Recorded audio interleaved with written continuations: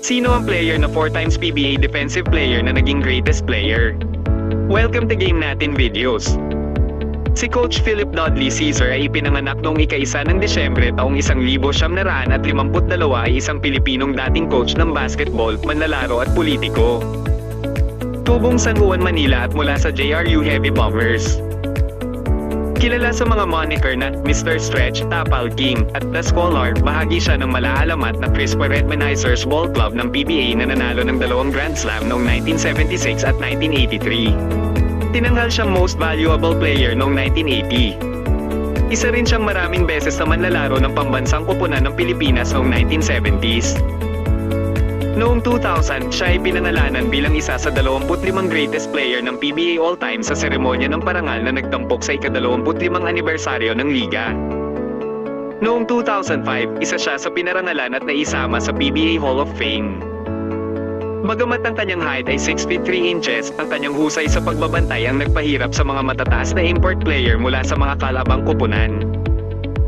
Ginamit niya ang kanyang extraordinary long arm na nagpasikat sa kanyang depensa na umbrella defense at two-handed shot blocks na kalaunan ay tinawag siyang Tapal King. Binansagan din siyang Mr. Stretch dahil nagsilbi siyang second point guard sa court. Madalas na nag-o-orkestra ng mga malalaking play na kalaunan ay nagtatapos sa mga fast break gamit ang kanyang patentadong stretch na layup. Ang di malilimutan ng mga fans ang pinakaunang one-on-one champion ng liga nang talunin niya si Ramon Fernandez sa finals ng 1979 na Sprite one-on-one challenge. Isa siya sa bumitbit ng kanyang team sa 15-time PBA championship. Si Philip Caesar ay 7 beses na naisama sa mythical first team selection, 4-time all-defensive team member, 25 PBA greatest player at naging 2-time PBA all-star.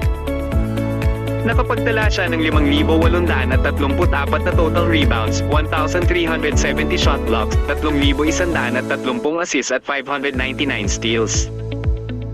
Siya, kasama si Fernandez, ang tanging 2 manlalaro sa kasaysayan ng PBA na nakaipon ng pinagsama at hindi bababa sa 12,000 puntos, 5,000 rebounds at 1,000 shot blocks. Itinuturing ng ilan na si Caesar ay isa sa maituturing na PBA legend, top defensive player, ang pinakamahusay na power forward sa kasaysayan ng PBA. Please follow and subscribe sa Game Natin Videos para sa dagdag kaalaman. Write the Philippines Basketball Diaries. Thank you for watching.